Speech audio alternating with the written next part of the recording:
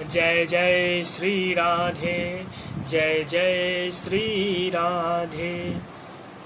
यह भागवत गीता भगवान कृष्णचंद्र भगवान का यह रचित श्रीमद् भागवत गीता, ये रचना नहीं है, ये कोई राइटर इस पुस्तक को नहीं लिखा है।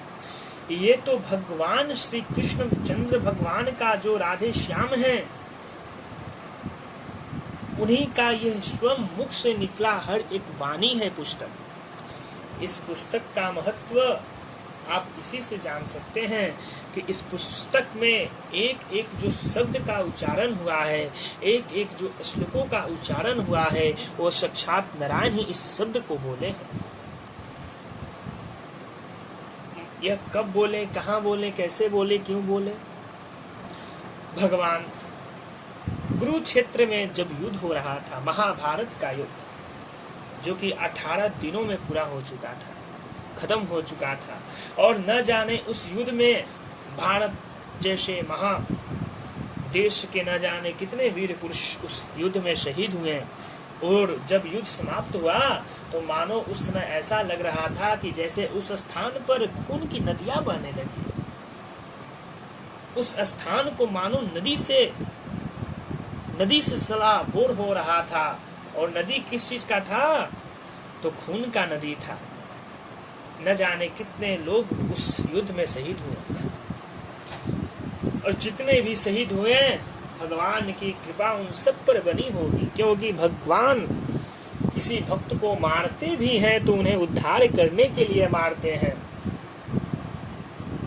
भगवान किसी भक्त को मारते भी हैं तो उद्धार उन्हें करने के लिए ही मारते हैं, क्योंकि हमसे वो मार खा जाए तो उसका जीवन नैया पार लग जाए। हाँ, पार लग जाए, ऐसे वे सोचते हैं, ऐसी बातें होती है। भगवान की कृपा तो हमेशा भक्तों पर ही रहती है। भगवान कभी ये नहीं चाहते कि हमारा भक्त उदास हो, दुख हो, कभी नहीं चाहते हैं। तो गीता में यही लिखा है कि गीता आज के नौजवान साथियों के लिए गीता क्या है। जैसे आप लोग सुनते हैं आजकल के पॉपुलर बहुत सारे मोटिवेशन स्पीकर हैं, जैसे कि विवेक बिंद्रा, सोनू शर्मा, संदीप महेश्वरी, ये सब जितने भी मोटिवेशन स्पीकर हैं, ये सब किस चीज से निकले हैं? बहुत सारे किताबों के अध्ययन करके आपके लिए अनेक एक नया शब्द आपके लिए लाते हैं, आपके लिए नया शब्द लाते हैं, अपने आप से रिसर्च करते हैं और वह शब्द आपके लिए लाते हैं जिससे आप खुद को अंदर से मोटिवेट कर सके। तो भागवत गीता क्या है? भागवत गीता खुद अपने आप में ही मोटिवेट है। भागवत गीता खुद अपने आप में ही मोटिवेट है। इसके हर एक श्लोक, इसके हर एक शब्द आपको अंदर से एक अलग सा एनर्जी आपको देगा। कभी आप भागवत गीता को अध्ययन करके तो देखिए कि भागवत गीता है क्या।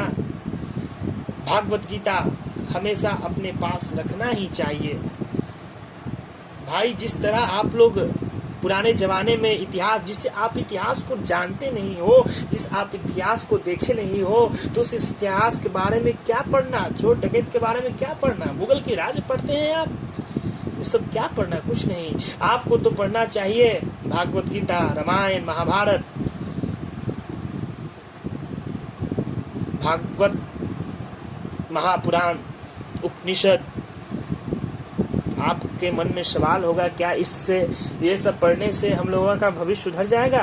अरे भाई, इसी सब के रिसर्च, आज इसी सब के चलते वैज्ञानिक अनेक प्रकार के यंत्र तंत्र खोज रहे हैं। अगर ये पुराण उपनिषद नहीं होती तो आज वैज्ञानिक भी कोई यंत्र नहीं खोज पाते। आप आर्यभट्ट के नाम सुने होंगे, इनका नाम कि जीरो का आविष्कार किया था। जीरो का आविष्कार किया था आर्यभट्ट ने। तो क्या किए थे? कोई क्या वैज्ञानिक थे? नहीं ना, वो ऋषि ही थे, वो महर्षि ही थे, तब इतने बड़े गणितज्ञ हुए। क्या इतना कम है? देखिए किस तरह भगवान श्री कृष्णचंद्र जी अर्जुन को, जब अर्जुन अपनों से युद्ध करने से मना कर दिया था, तो भगवान श्री कृष्णचंद्र ने उस समय अर्जुन को उपदेश दिया है कि हे अर्जुन, यह युद्ध अपनों के बीच नहीं है, ये तो युद्ध धर्म और अधर्म के बीच हो रहा है। इसमें अपना पराया कौन है? इस युद्ध में तुम धर्म के प्रति हो, वे जितने तुम्हारे विपक्ष खड़े हुए हैं वो तो अधर्मी हैं, उन पर वार करना तुम्हें कुछ पाप लगने वाला नहीं है, क्योंकि अधर्मी लोगों को मारने से कुछ पाप लगता ही नहीं है।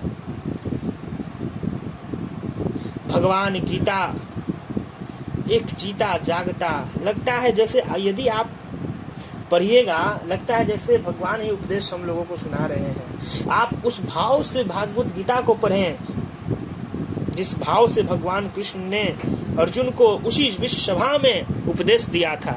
दूसरा कोई व्यक्ति उस दिव्य शक्ति को देखने के लिए दिव्य नेत्र दूसरा किसी भी व्यक्ति के पास नहीं था।